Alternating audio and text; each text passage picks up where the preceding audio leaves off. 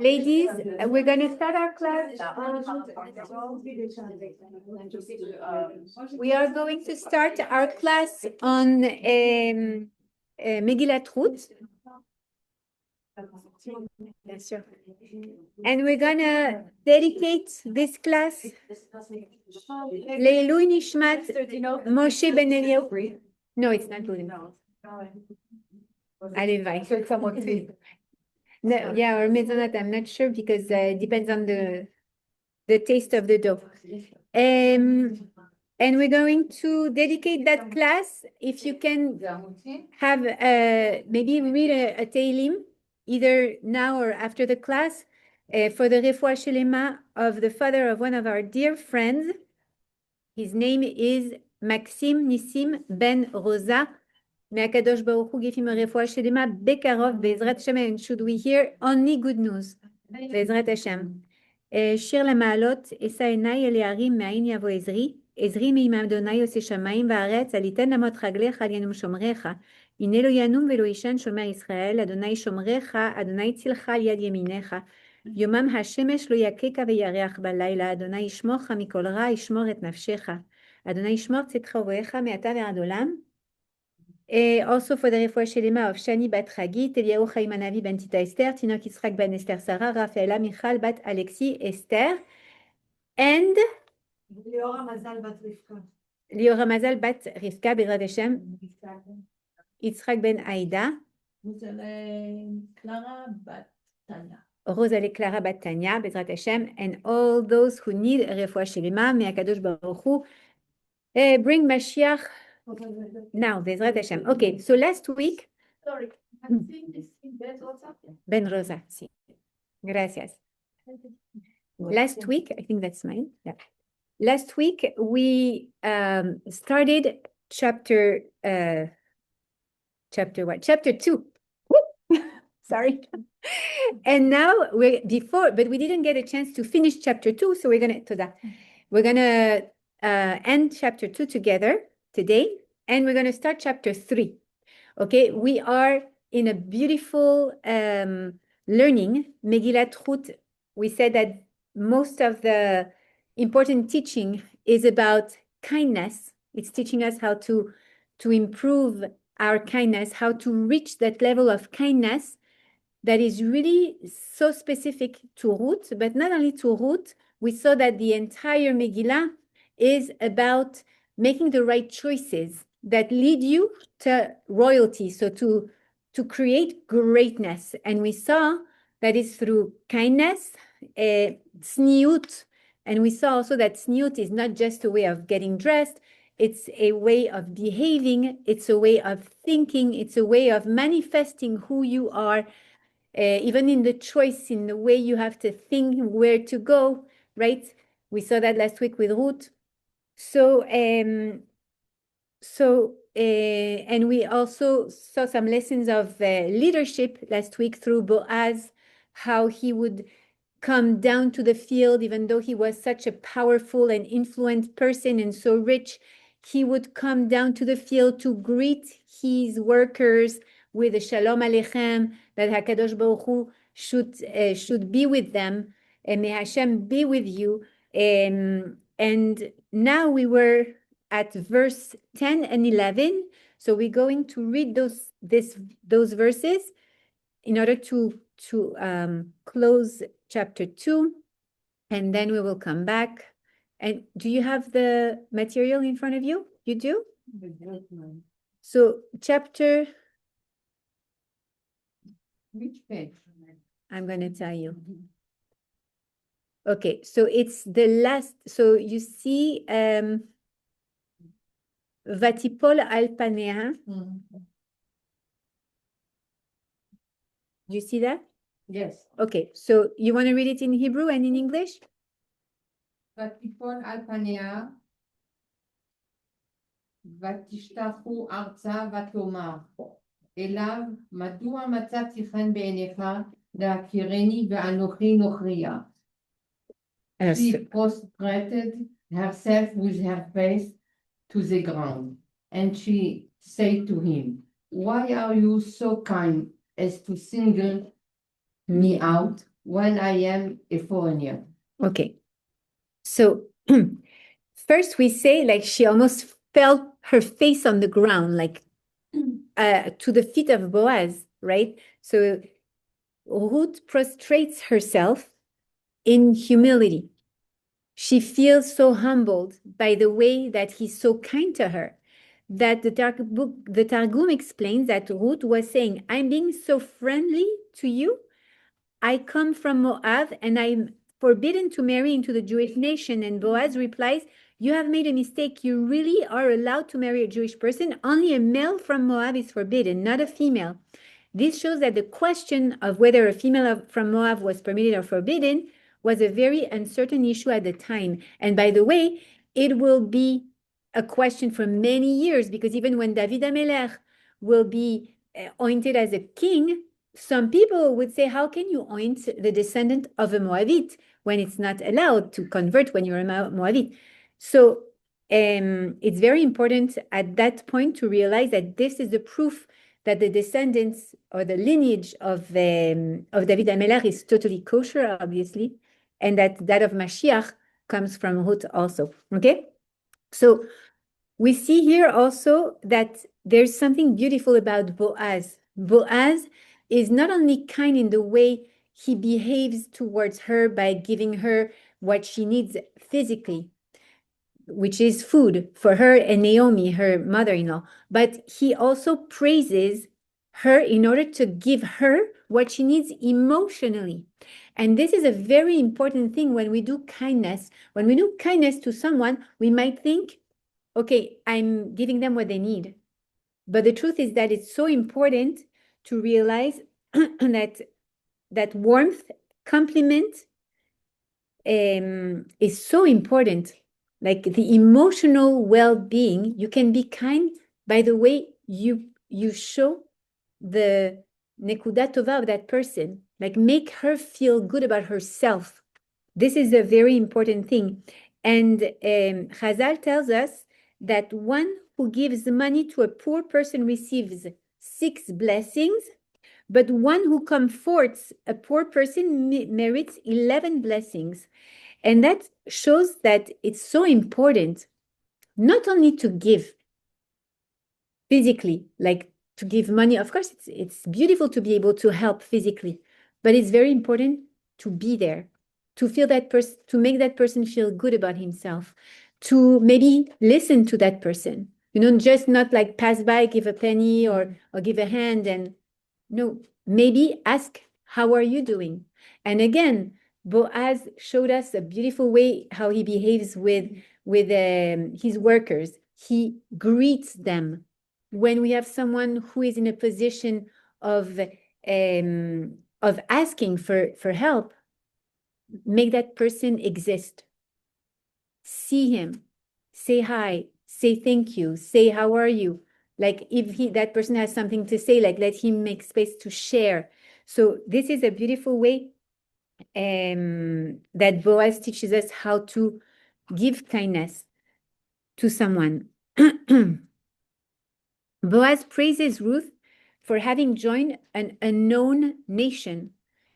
And that's beautiful. It means that he recognizes that it was very difficult for Ruth to leave Moab, which has a totally different culture, and follow Naomi. But what he says, it's interesting. The words Boaz used are, you went to live among a nation that you did not know yesterday and the day before. And again, like, why is he mentioning yesterday and the day before? You didn't know. That's it, right? It would have been enough. But the Midrash says that until 2 days prior to this day where they met, Boaz and Ruth, it had not been, how do we say? Posken, comment on dit? It had not been halachically decided that a Moavia, so a woman from Moab, was able to convert.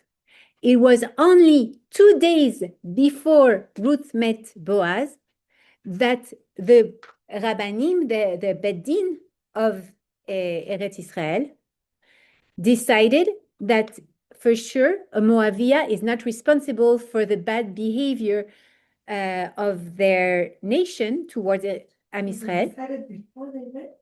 Yes, and then they met. So this is Ashkara Pratit. This is how Hashem made it, that for many months, many years even, there was no such a decision that had been made. And it's not because Ruth arrived, because nobody knew exactly where Ruth come from at that moment, but because Hashem understood that this was now a question that needed to be addressed. So 2 days before Boaz meets with Ruth, what happens? The Bedin decides the Moaviot, the ladies from Moab, they were tzenua, they were modest. They would not go in the street to greet people. It was not proper for them to do so, and therefore they are not responsible for not helping the Jews when they were in that moment, contrary to their husbands who went outside and refused to help the Jews.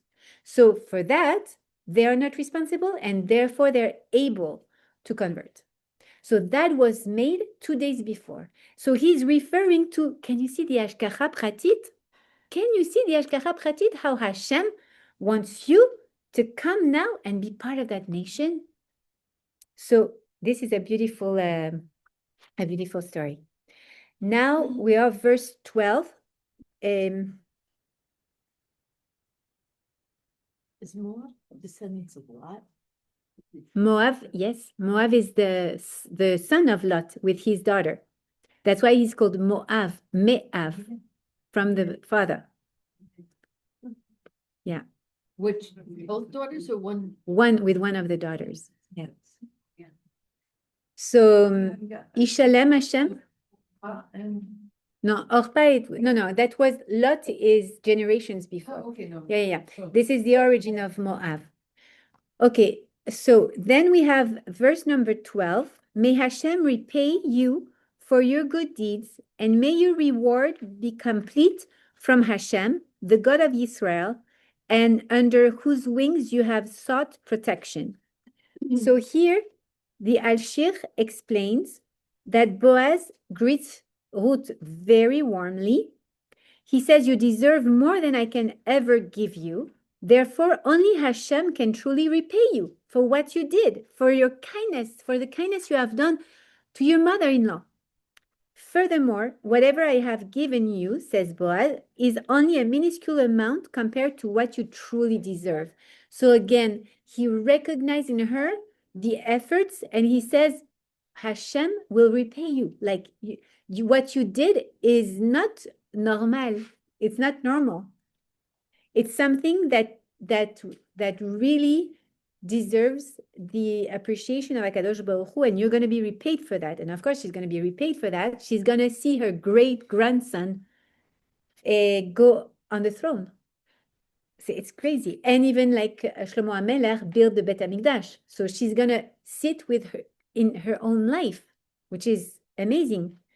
Boaz does not reveal that he's a relative at that time. He doesn't tell her yet that he can do the mitzvah of Yibum with her. Naomi is the one who will reveal that to Ruth. And the Igeret Shmuel explains that Boaz did not want to lessen the effect of the warmth welcome that he gave her. Meaning that had he told her, you know, by the way, we're from the same family. I'm cousin with Naomi, I'm cousin with Elimelech. So of course she would say, oh, that's why he's so nice to me, because we're family.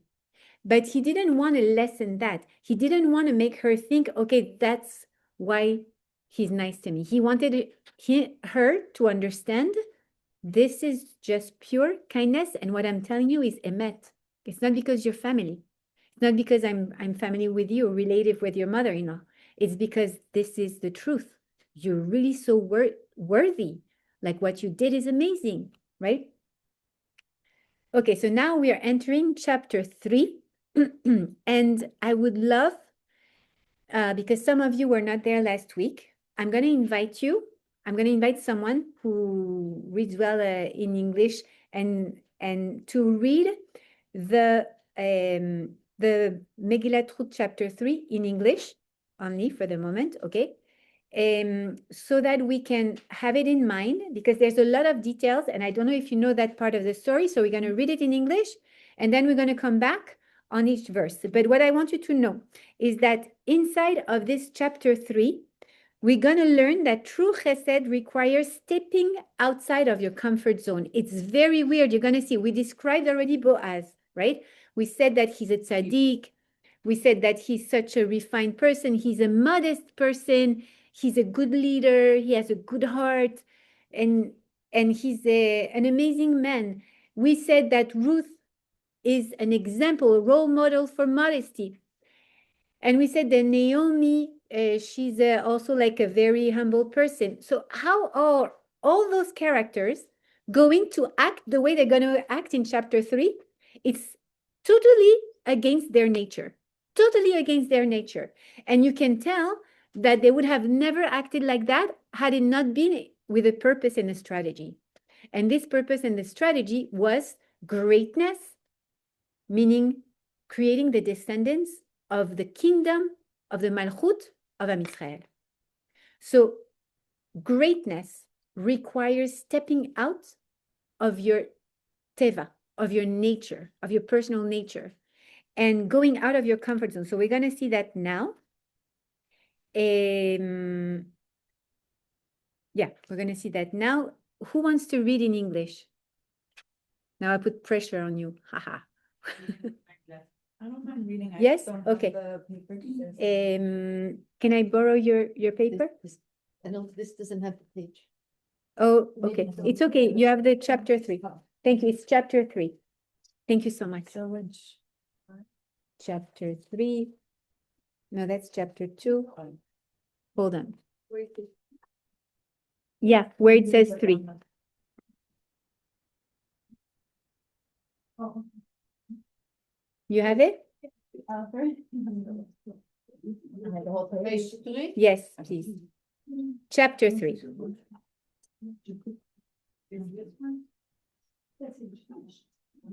Chapter 3. Naomi, her mother-in-law, said to her, The other one.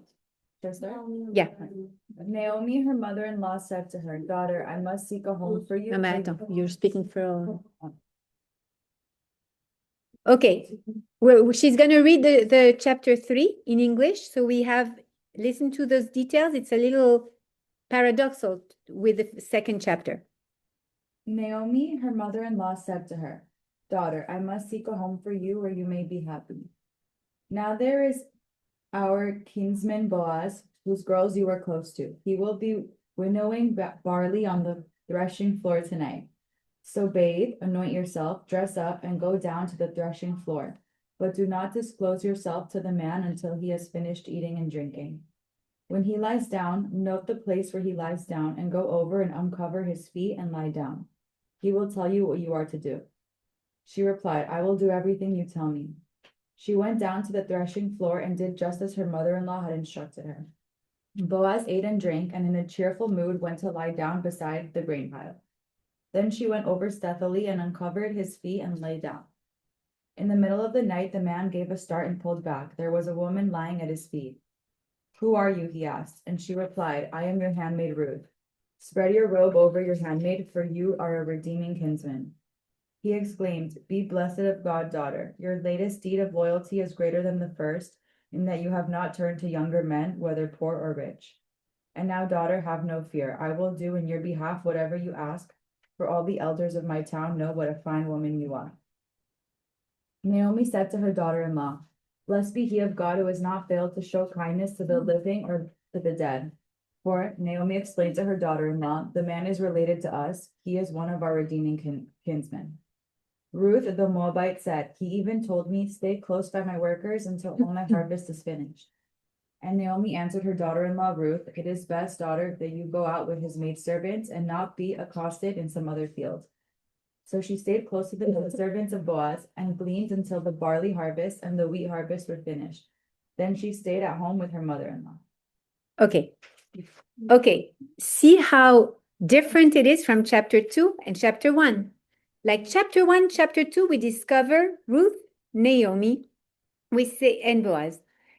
And basically, like we have tzaddikim, okay? You're speaking about like the role model of kindness, tzniut, modesty, like how to behave. She's a role model. She's the grandmother of the kingdom of Israel.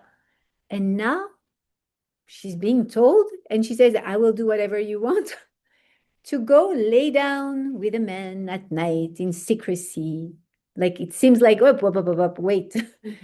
We went into a book that is really not the novel we were reading before. Suddenly, like there's ooh la la moments, right? It's very, very inappropriate. Like we can be very surprised.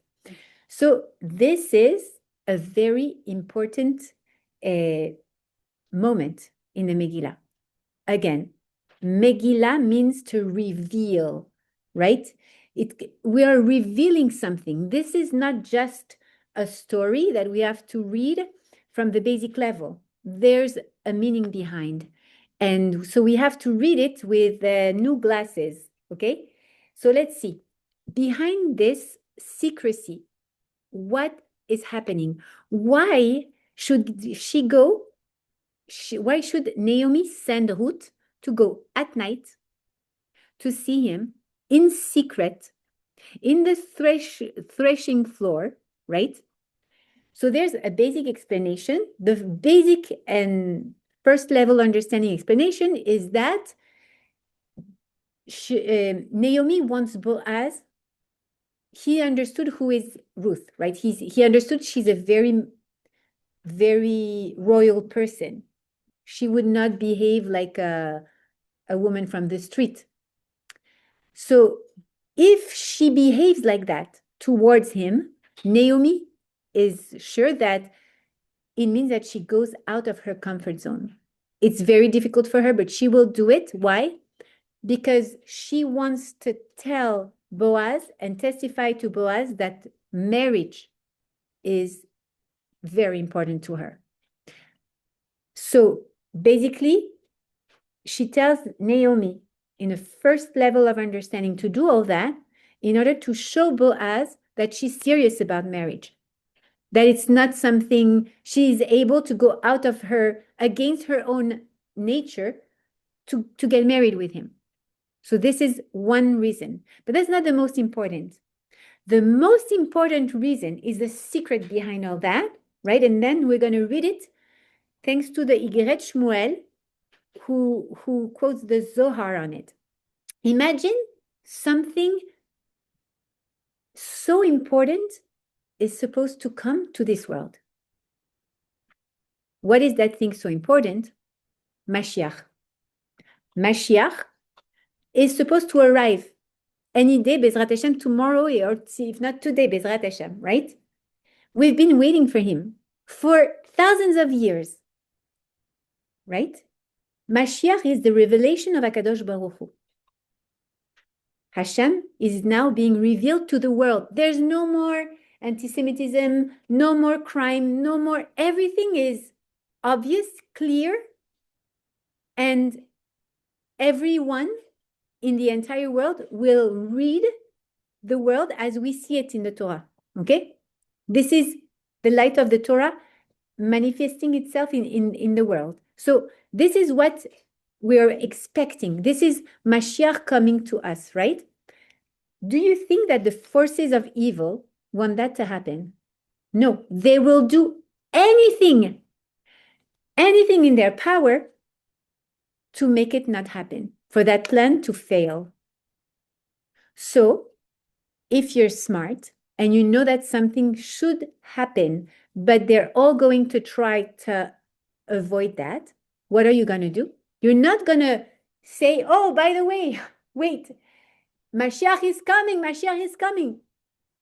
No, what are you going to do? You're going to act behind the scenes in order to create the environment, the situation, so that Mashiach can then be there, right? For instance, imagine like you're at war against Iran, okay? And No, it was in Lebanon that they had those beepers. It was in Lebanon, okay. So imagine what they had to do. Did they give a call to the Lebanon, to the Hezbollah, to tell them, by the way, we tricked your beepers and you're going to die? No. What did they do? They did everything secretly. This is a strategy. It has been planned way in advance. Years before, Israel bought a factory of beepers somewhere in China or whatever, or Taiwan, or I don't know where. Okay. And they acted secretly in silence. Nobody knew that it was bought by Israel. And for many years, it acted like a regular factory. They were selling their products. Nobody, it was undercover. Labriote. It was undercover, totally. They worked undercover for many years. And then they introduced people within Hezbollah's advisors, probably, in order to let them know where to buy their beepers. So this was also not obvious. It was not in the light. This was undercover also. Everything was undercover. Why? Because we needed to make sure that it happens. It's exactly the same in the lifetime of human history. When Akadosh Baruch Hu created Adam Arishon, the first human being, right? He already knew the end of the story. There will be Mashiach one day. But the same way that we couldn't tell the Lebanese, sorry, we bought the factory and we're going to destroy the Hezbollah's main people, right? We had to work undercover.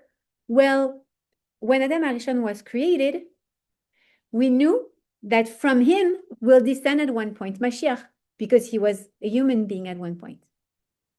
But there would be a lineage that works undercover. Nobody can believe that from this lineage, from this zera, from this seed, the King Mashiach will arrive. So what happened? First, it comes from Moab. First, there is Abraham Avinu and his nephew, right?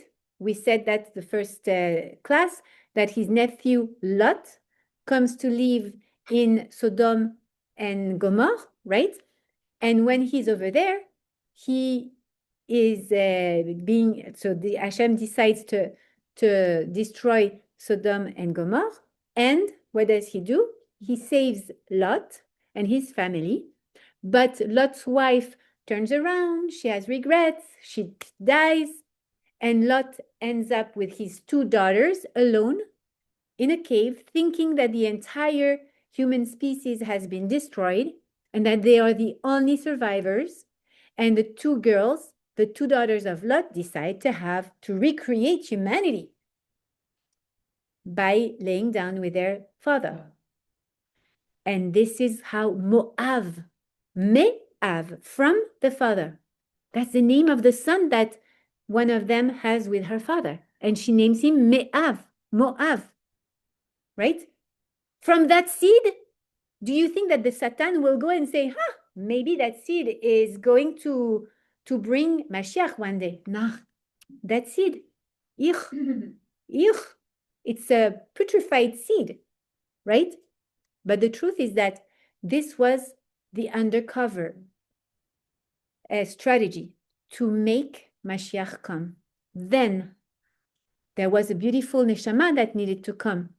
That neshama was from David HaMelech. But the problem is that the strength of the Satan, the evil forces, knew that David HaMelech was a very, very bright neshama. And they didn't want him to come. It was so difficult for him to come that when Adam Arishon saw the soul of David HaMelech, he said, this is such a special neshama. When is it going to come? And he asked Hashem, and Hashem says, for the moment, there's no way this neshama can descend in this world. It will never descend in this world. And Adam HaRishon, who was supposed to live for 1,000 years, decides to give 70 years of his own life, so he's going to live only 930 years only, for the neshama of David HaMelech to come to this world. And David HaMelech will be born on Shavuot and be dead on Shavuot, right? 70 years of life. Those are 70 years that Adam HaRishon gave him. He sacrificed his own lifetime in order to give opportunity to that special neshama, because otherwise the Satan will not have let that neshama come here. So it comes from Moab. It goes through Ruth and Neviah. Is it kosher, not kosher? We don't know. Oh, okay, it's kosher. But everything undercover. David HaMelech was born. David HaMelech, amazing. Okay, and now will come Mashiach out of this seed of Moab originally. Why do we need to go secretly in the night, in secret, at the threshing floor? I can't say that word. At the time of the threshing floor, secretly, in a way that doesn't really resemble anything. Would a tzaddiket, like the grandmother of the kingdom of Israel, would go at night with a man that she's not married to? No. Why?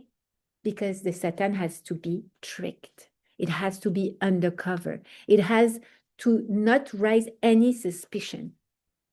So this is why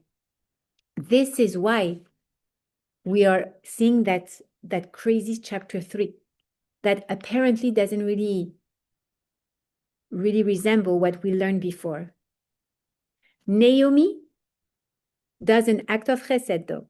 She encourages Ruth to marry Boaz, even though she knows that through that she's going to lose who? Her caregiver. If Naomi marries Boaz, she might abandon, if Ruth marries Boaz, she might abandon Naomi, right? She's going to be married. So Naomi does an act of mesirut nefesh. She sacrifices her caregiver and her future. Why? Because she knows that Ruth has to marry Boaz. This is a higher purpose. So she does that chesed. Ruth, she marries Boaz. But he's a very old man. Remember, he's 300 something, right? He's a very old man who, at her age, beautiful like that, wants to marry an old man like him. But she does it, why? To perpetuate Machlon's family name. Again, she sacrifices her personal preference and her dignity to honor her mother-in-law's wishes, right? And that's why she even went in a way that was not dignified to her. It was not dignified to go at night like that. It's not something she would have done. And Boaz, he marries Ruth publicly, even though she's a Moabite and a convert, despite serious public opposition. You have to know that because it had only been 2 days and there was no how do you call X or Facebook or Instagram at that time. So it was not publicized publicly that Moabite women were able to convert. So when Boaz, who was the leader of the generation, married Ruth, everybody was against him. They all opposed him. How can you marry that Moabite? You're crazy, right? Again, it's a self-sacrifice because he loses a lot of his fame, of his reputation, but he accepts because there is a higher purpose to it, and this purpose is leading to David HaMelech and to Mashiach. Toda. So we're going to go to back to verse number 1. Verse number 1. Vatomer la Naomi. Anyone wants to read even in English directly if you want. Verse number 1 of the page 3. So Naomi, her mother-in-law, then said to her, "My daughter, I shall now seek a place of contentment for you that is good for you." So first again, she calls her my daughter, right? She comes again very sweet, and it shows a lot of affection. Now we know that the situations between mother-in-law and daughters are not always like that. And it's not just in our generation. It's in the time of the Talmud, of the Gemara, it says that when a woman is encountered dead, the first person you have to look for is the mother-in-law. Did she kill her? Because because so yeah. What does it mean? It means that from the beginning, it's a relationship that is complex. You're in love with the same man. It was different feelings of love, but it's still like conflictual, right? So here she first shows how Naomi is so good-hearted, that she loves, she's ready, like she just her son Machlon died 3 months ago. She's still mourning her son, but she thinks about Naomi of Ruth, and she says, wait, even though I have the pain, she has the pain of losing her son 3 months ago, it's nothing, right? She still thinks she needs her need. This is my daughter. She converted. She became my daughter, and she needs to have a descendants. And it has to be through Boaz. Okay? So that's a very, very important moment. Then she says, Vayaradi, I will go down. And that hints that Naomi's merits would spiritually accompany Ruth to the barn. That it means that she will go down with her. Of course, she's not going to come and lay down with Ruth and Boaz. But it means like, I am here with you spiritually. I'm accompanying you. I'm going to pray for you to have atzlacha. Okay? So she's there with her. Then she tells her something beautiful. We know that Ruth, just arrived in Eretz Israel. They came back. We're speaking about the same days, right? She just arrived in Bethlehem. And she just said to her mother-in-law that she will convert. But did she truly convert? What is a conversion? We know that a conversion has to end up in a mikvah, right? Because why? There is a change of spiritual purity. Suddenly, like when the lady goes in the mikvah to get to convert herself, what is not Jewish in her? It's her body. But the neshama is Jewish. The body is not Jewish. You understand? So the conversion is only valid if there is a mikvah, if there is a tevilah. Because the same way when you buy a keli that is not made by a Jewish craftsman, what do? You do tevilat kelim. This keli, which is the body of that lady, has not been made by Jewish craftsmen.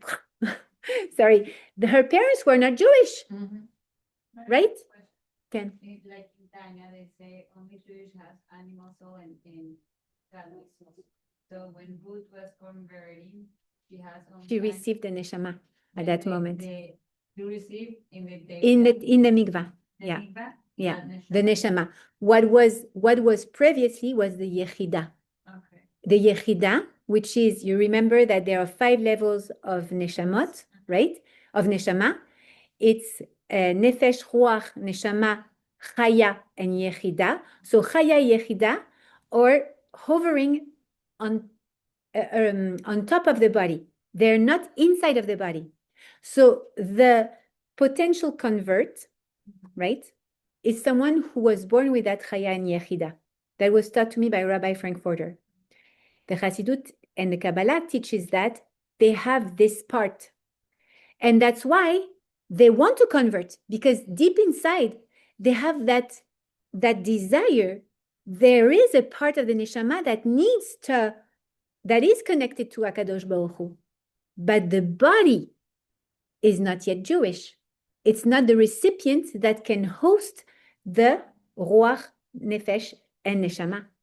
So the moment she is inside, she comes inside of the mikvah, then what happens? She takes that breath, she goes under the water, she takes that breath and comes in the Nefesh, Ruach, Neshama. She receives the other part of her Neshama that is connected to that body. And it feels good, ladies. Okay, so what, you want to ask a question, Carol? When she got married to her son, did she convert before she got married? No. So there's a question. Did they convert before, yes or no? And obviously there was no Jewish Bedin in Moab. They got married with Machlon and Kilion in Moab. So there was no real conversion there. Yeah. That's why, like, most of Chazal say that they didn't convert then. And now, that's why verse 2 and 3, she says to her, so bathe and anoint yourself, put on your best clothes, and go down to the barn. Bathe, what does it hint to? Go to the mikvah. Prepare yourself, go to the mikvah, because you're missing that part. And we say also that it's from that verse that we learn that when a woman is going to get married, she has to go to the mikvah before getting married. There was no, when she went down, there was no bed in there either. No, there is no bedin per se, but there is organization of the Jewish leadership. So there were rabbanim who were in charge of deciding. We say, for instance, like 2 days before they meet, they took the decision that yes, Moabite women are allowed because they were modest and they would not go out in the street. So they never committed a sin against Am Israel. And at the time, wasn't the lineage coming from the men anyway until Matan Torah? So they could take women who are Jewish. But that was way after Matan Torah. That was way after Matan Torah. But it means that we even learn from that custom that because she went to bathe, so to Tovel, right before getting married with the Boaz, so women, Kalot, before getting married, they go and they Tovel also, right? And what is beautiful also, and anoint yourself, meaning like when you anoint means like receive, like put like some oil on you. What is that oil? That's the oil also of Malchut. Do you remember that? How did Shmuel Hanavi chose Shaul HaMelech and David HaMelech? He anointed them. He poured oil on top of their head and they became the king of Israel. So here it refers to that. Prepare yourself because through that marriage, you are going to have an anointed, right? So it's the beautiful way. Yeah. Then it's very interesting to see that she tells her to put on her dress and then go. Put on your beautiful dress and then go. But Ruth is going to do against what her mother-in-law says. She's going to disobey that. Why? Because she said she was beautiful, Ruth. We said that last week. Had she bathed and had she dressed up beautifully and then walked to the village, to the barn, everybody would have said, woo! Okay? Who's that girl? Yes. But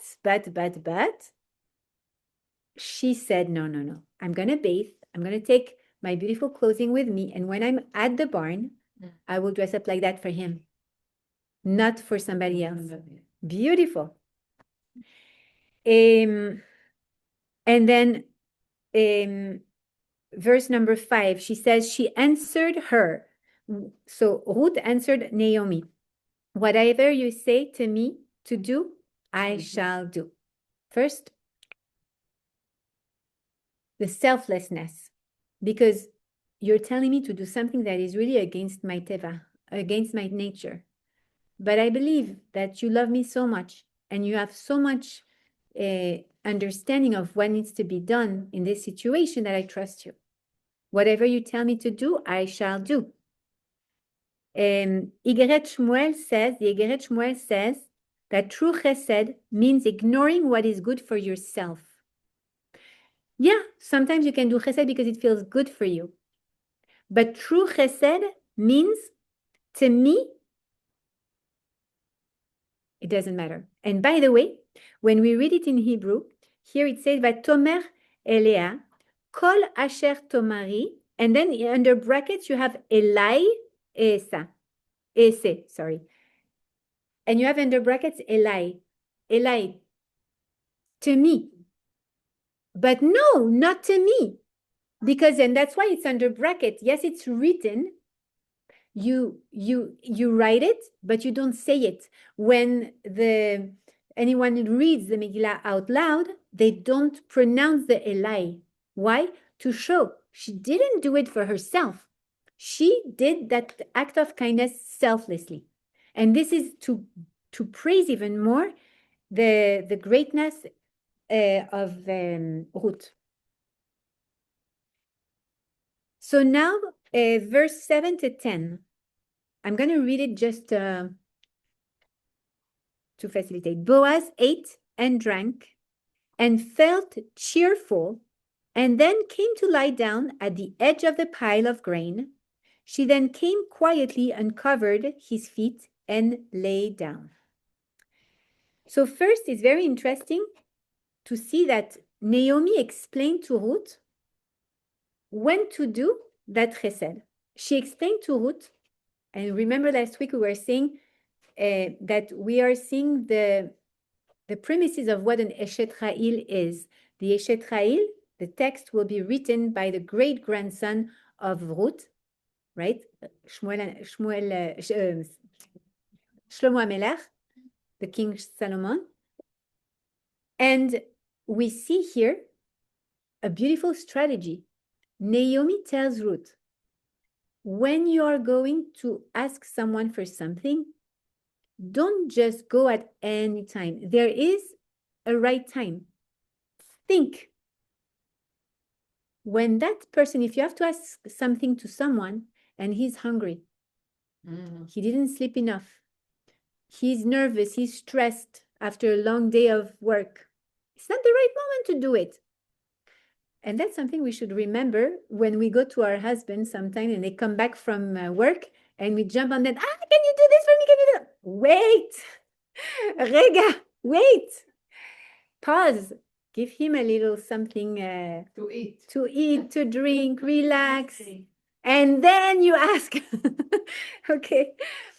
So Boaz ate and drank and felt cheerful. The Igeret Shmuel explains that Naomi, she told him after a satisfying meal, this is a strategic time for kindness. And also, the deeper meaning is striking. The Midrash says that Boaz's joy came from learning Torah after eating. So when he said that he was cheerful, it's because he learned Torah after eating. So eating alone could have been like, okay, it's self-centered. But what made him feel good is that he learned Torah. And that's why he felt even more joyful. And that's why it was the perfect time to approach him. The Targum explains also that Boaz thanked Hashem for the food, and that's why he felt cheerful and then came down to lie down. So when he felt cheerful, yes, it means that he felt satisfied. And when you're satisfied, you thank Hashem, you do the Birkat Hamazon, right? So he said he felt cheerful at that time because he had a lot of gratitude to Hashem for ending the famine. Remember that Eliezer went out of Bethlehem and Eretz Israel because of that famine, of that hunger. That hunger happened a long time ago. But that night, what did he do? When it was the harvesting time, it was time to bring what we call the bikurim also, like the first fruits of the harvest. why does the Torah tells us to bring the first fruit of the harvest as a sacrifice to the temple? To show gratefulness, gratitude to Akadosh Baruch Hu for the goodness that he did. So here also, he said, now it's time, as we harvest this field, that I thank Hashem, because look at this harvest. Baruch Hashem, for years or for months, we didn't have food. There was nothing to eat. There was nothing to rejoice from. Look now, Baruch Hashem. So he says, the Targum explains that Boaz felt it necessary to thank Hashem even months after. And he says, gratitude that is deep and genuine goes beyond the immediate gift. It's not because you already thanked Hashem once for a gift that he gave you that you should not thank him again. Again and again, every day we thank Hashem for taking us out of Egypt in our prayers every day. How are you with timing? You okay? Yeah? Okay. Now we're going to speak about another part, is the verse number 9. And there he asked her, who are you? So Boaz sees, Ken.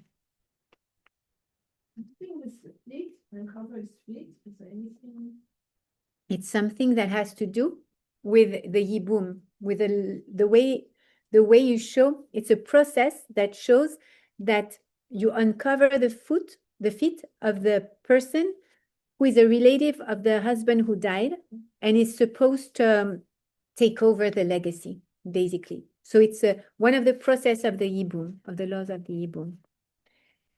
So here, he asked her, who are you? Well, he knows who she is because he saw her, but it means something else. And she answered, I am Ruth, your maidservant. May you spread your cloak over your maidservant, for you are a redeemer. What does it mean, all that? So spread your cloak. It's a very modest and humble and tzniut way of saying, for you, right? When the wife of Potiphar, for instance, Leavdil, very different, attempted to seduce Yosef HaTzadik, she used direct and immodest language. She said, come and lie with me, okay? That's not proper in the mouth of Ruth HaTzadikah. Ruth, by contrast, she uses clean and modest language. She asked Boaz to spread the cloak, so the cloak can represent also the spiritual influence on her, right? And so it means like through the sanctity of marriage. And by the way, the Igeret Shmuel says that it shows like it's like when, you know, like the husband, the Chatan, sees the Kala and he's going to cover her with a veil, right? So that's the moment she asked him, cover me with a veil, make me your wife, take me as your wife, but in such a tzanua way, right? I'm sure it wasn't easy for her. It was so, exactly. Rabbi Mordechai Miller, Zichronot Tzadik Livracha, says that she's such a tzanua person that saying those words was imaginable. And he says it's really like she went really out of her way in order to achieve that. Now he says to her, verse 10, he said, you have surpassed your first act of kindness with your second. So basically he's telling her again, we see that he sees the good in her. And he says, your first act of kindness is nothing compared to your second. By not going after young men, because he obviously knows who he is, whether they be poor or rich. And what is he saying? He's praising her again. Why is the second chesed, getting married with him, more important than the first act of chesed, which is to accompany Naomi, right? And to be there for Naomi. Already, it's a huge chesed.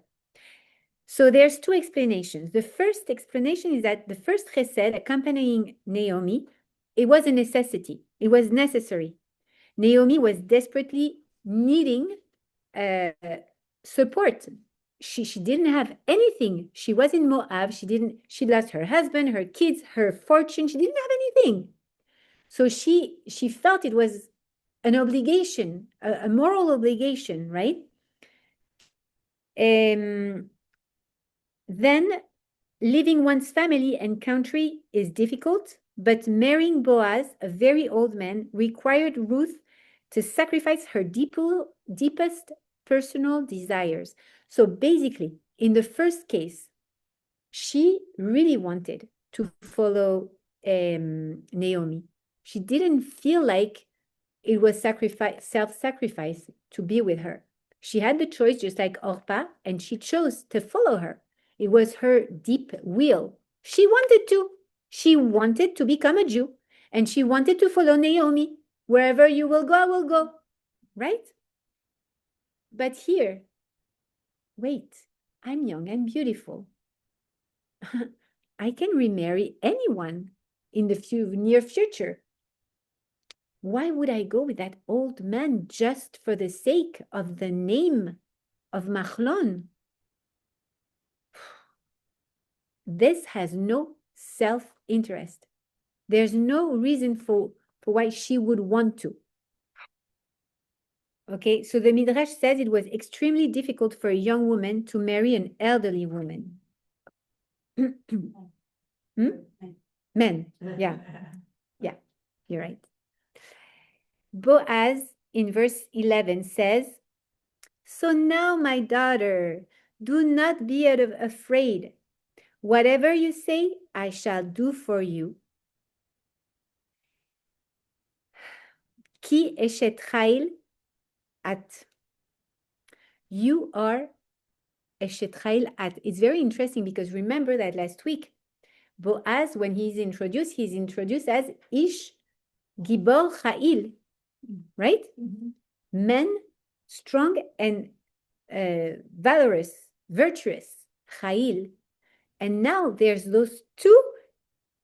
There's Boaz, Ish Chayil, and Ruth, Eshet Chayil. Do we see that, again, we're speaking about the lineage. We are seeing two people who are behaving in a way that is beyond their self-desires. They're selfless, totally selfless, and they're courageous and they're brave, and they're acting like, really like greatness. And they are called Eshet Chayil, Ish Chayil, and they're going to give birth to a descendants that will write the Eshet Chayil. So it's a reference again.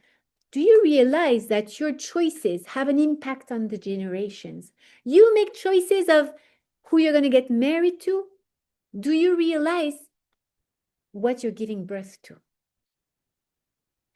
Do you know that by just, we're not speaking even about a big choice as getting married with someone, but even just a small choice of kindness, acting kind, doing a small decision, making a decision or not, can impact your future and the future of your kids and grandkids and great-grandkids. Mashiach. Okay?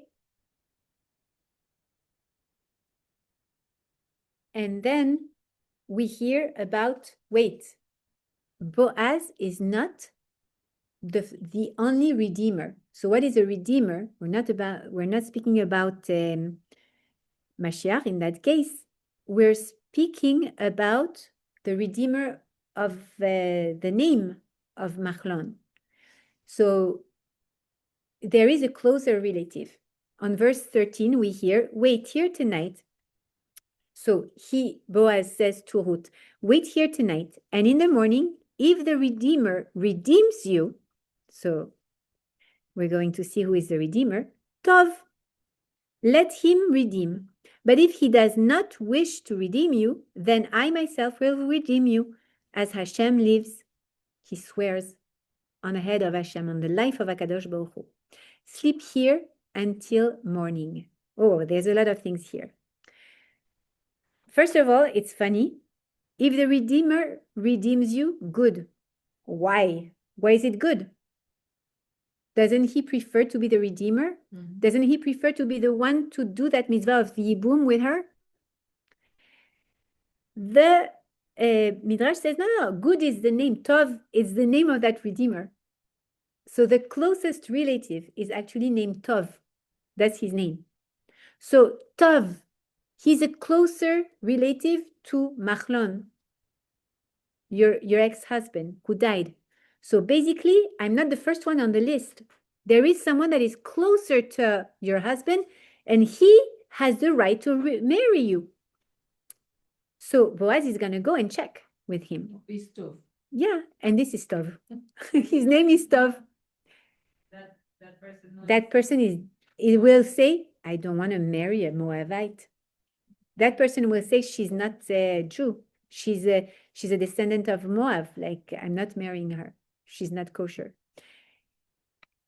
The Al-Shir explains, if this good man redeems you, let it be so, but if not, I will. So basically, like, he is going to tell her, I can't really marry you now. I can't be with you now. I cannot promise you anything now, because there is someone. We see the how Yashar he is, like, he's so straight, like, wow, imagine a 400-year-old man. Yeah.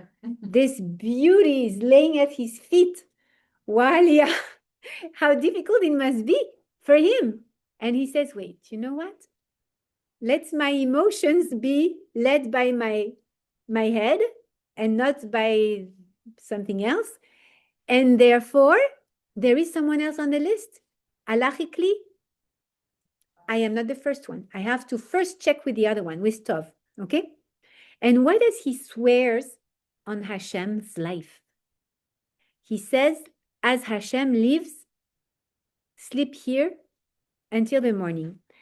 And there, we are told that he takes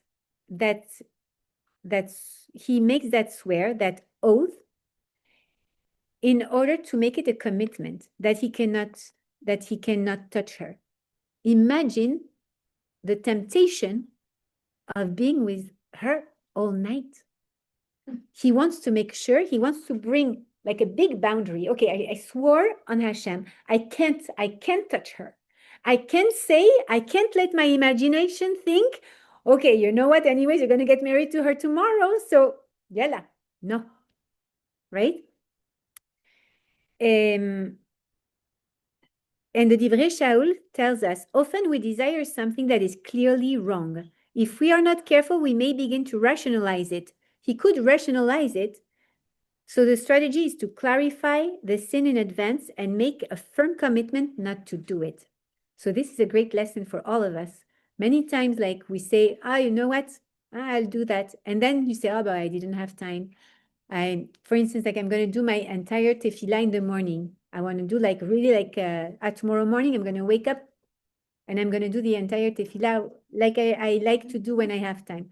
But then, the kids are late. The alarm didn't go on. I have to do something. You rationalize it and you say, okay, you know what? It's okay. Like, I didn't have time. It's not my fault, right? So he sets like a clear boundary in order not to go after that. I think it's time to close that class, but we will resume next week, B'ezrat Hashem, with verse 14. Thank you. Thank you. My pleasure. Very good. Thank you so much. Bye.